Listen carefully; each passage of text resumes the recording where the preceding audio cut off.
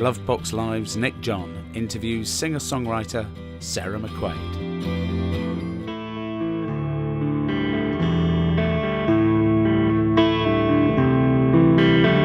There's a boy in the garden with a shovel and a spade. He's gonna dig himself a hole, it's the biggest ever made. Glovebox Live is slightly further afield than normal tonight. We're in the Old Town Hall, Hemel Hempstead, Hertfordshire, a long way from home, and speaking tonight to the wonderful singer-songwriter Sarah McQUAID. Hi Sarah, how are you doing? Hello, Nick. Now, the new album, if we dig any deeper, it could get dangerous. Lovely album, and I thought, yeah, that's you could have copyrighted that and sold it to the Remain camp pre-Brexit. What a wonderful title! Now you came up with the title, I believe, and the song, the title track, from watching your son digging in the garden. Is that right? I did, yeah. He was digging this massive hole, which kind of was becoming a huge excavation, and I went out to see how he was getting on, and he was down, way over his head under the ground. And that's a long way down. Yeah. He was going some, wasn't he? Major excavation going on here. And I said, Eli, if you dig any deeper, it could get dangerous. And I just heard the words leave my mouth and thought, ooh, there's a song. And then once I'd written the song, I thought, ooh, there's an album title. I was going to say, you left him in the hole and rushed inside to write that one down. No, I did. I left him in the hole. He's still digging the hole. Years later, this is like 3 years ago, and he still goes out into the garden and says, I'm going to go dig the hole some more. I have no idea how big it is now. I haven't looked. I haven't dared look. So you're in Cornwall, aren't you? Yeah. So he's heading somewhere, isn't he? Is he across the Atlantic? Probably, by now. I've been on tour for a while, so. Yeah. Now, the new album, to my ears, it's you've moved on a bit. Yeah, I like to think that. There's more instrumentation there. Mm. And is it right to say, to me, it seems slightly less folk music orientated? Is that right of me to say that, do you think? Or? Yeah, no, absolutely. I like to think of all of my albums as being kind of a progression and moving on. And, I'd be miserable if I was going to kind of stagnate and keep doing the same thing album after album. So yeah, the first album was very trad. I was living in Ireland at the time, so it was mostly traditional Irish music. And then with the second one, I got more back into the American folk that I grew up with. And then the third one, at that point, I'd moved to England, so I guess there was more of an English influence in the third album. And then when I made the fourth album, I went over to America to record it with my cousin Adam Pearce producing. And Adam comes from a more kind of rock and roll, indie rock background. So that fourth album was already kind of moving away from the kind of folk world. And then when Michael Chapman produced the new album, and Michael's an interesting character because he's kind of has his roots in the folk world, and he's still seen as a folk artist by a lot of people, but he doesn't think of himself as being a folk musician for a moment. And if you just strip out the preconceptions and listen to his music, it's just incredible music. It's just gorgeous guitar playing and fantastic songwriting, which is, I think, why his music has appealed so much to all these people like Thurston Moore from Sonic Youth and Steve Gunn, who have kind of been queuing up to collaborate with him. So I was very lucky to have him producing the new album and playing on it, and he's definitely been a really strong influence on the music. And he lent you one of his guitars, I believe. Which I've still got. Is that lent? It's right over there. Well, no, it is a loan. It is a loan. It's still his guitar, not my guitar, but he doesn't seem in any great hurry to get it back. I expect he's rather hoping that I'll eventually become successful enough that I can buy it off him. But he doesn't want to ask me for the money now when he knows I'm skinned. Is this the first time you've worked with an outside producer? I know you mentioned Adam in America, but I've always worked with producers. I've never wanted to produce my own material because I feel that you need that outside viewpoint. You can't. It's impossible to judge your own stuff because when you're listening to your own song and your own performance of your own song, you're not hearing what's coming out. you're hearing everything that went into it. You're hearing all the thoughts that you were having all through the whole thing. So you can't be objective, and you can't judge it, and you can't see what it needs. You're too close to it. You're too close to it. So I was very lucky. I had the wonderful Jerry O'Byrne produce all three of my first three albums. He produced the When Two Lovers Meet and I Won't Go Home Till Morning and The Plum Tree and the Rose. And he was such a strong influence that I really wanted to kind of carry that over a bit, even though both Jerry and myself agreed that after three albums we'd pretty much taken it as far as it could go, and it was really time for me to work with a different producer and kind of, broaden my horizons a bit.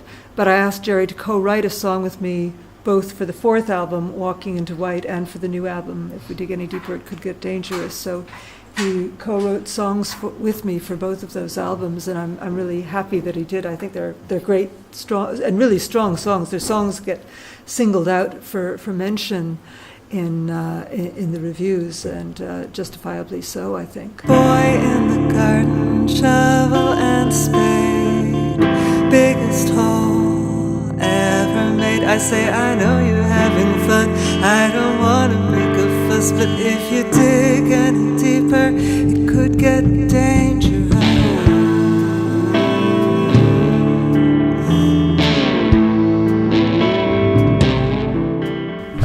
Of course, on this album, you've done a cover of another sort of iconic 70s point, the Justin Hayward Forever Autumn, which was on, of course, Jeff Wayne's Wars of the World, which was in every household in Britain at that point, obviously. Why that particular song? Why did you decide to cover that one?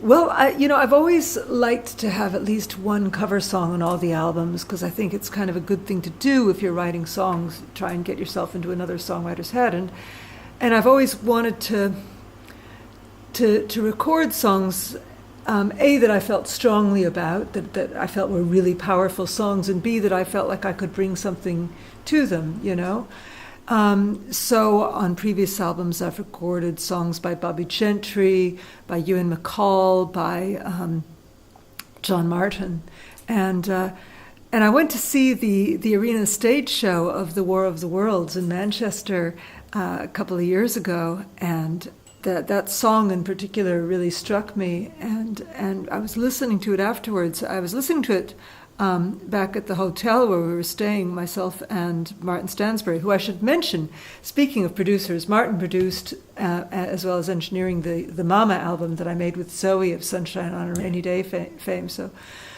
we, again, another album that was produced by somebody else who definitely brought something to it. But anyway, Martin, we were listening to the War of the Worlds soundtrack, and Forever Autumn was on, and he said, you could do a lovely version of this on guitar.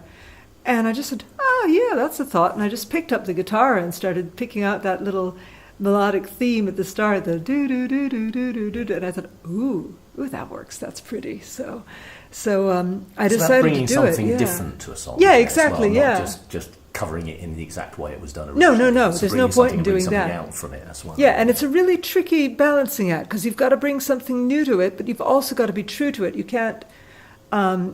You don't want to substantially change the song, but you want to bring something new to it, and still be respectful of the original. And I hope I've done that with all my covers.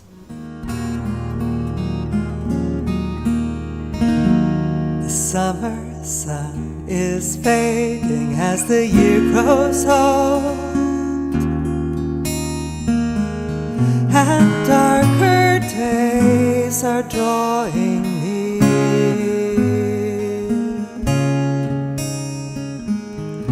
The winter winds will be much colder.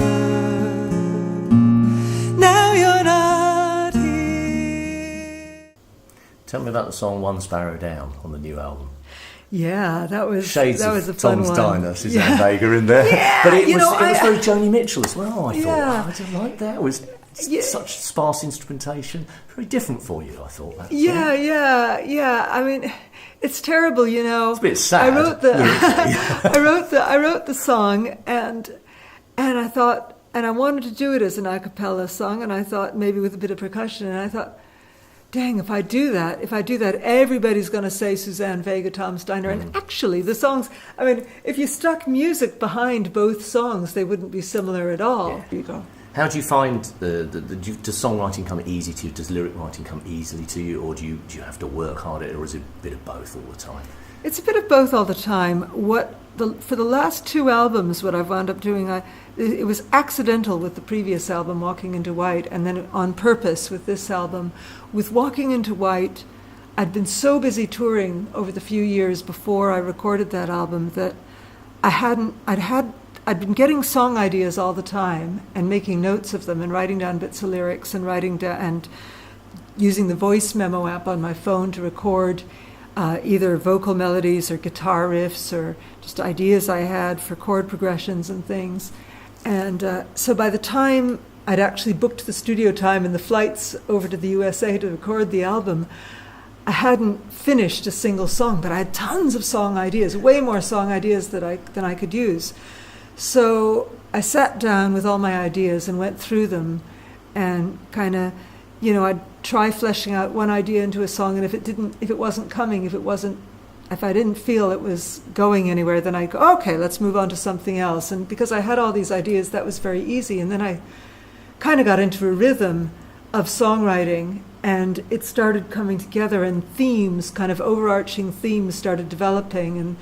And then as well, I was starting to get a feel for how the album was going to be structured, and I was getting a feel for, well, okay, maybe I've got a few too many slow songs. I need something that fast. I've already got something in a 3/4 rhythm. Let's look at a different rhythm. So every song was the whole thing was shaping up as a whole, and every song was being written with reference to all the other songs, and that worked so well that I set out really deliberately to do that with the new album. Yeah. Well, I'm looking forward to the show tonight. Oh, thank you. Thank you very much for talking to us, and it'll be a great gig tonight, and I hope the rest of the tour goes really well. Oh, thank you, Nicholas. Thanks very much. There's a sparrow at my window, and he's spoiling for a fight. He's attacking his... That was a broadcast production for gloveboxlive.uk. Doesn't see the cat who's watching from the windowsill inside.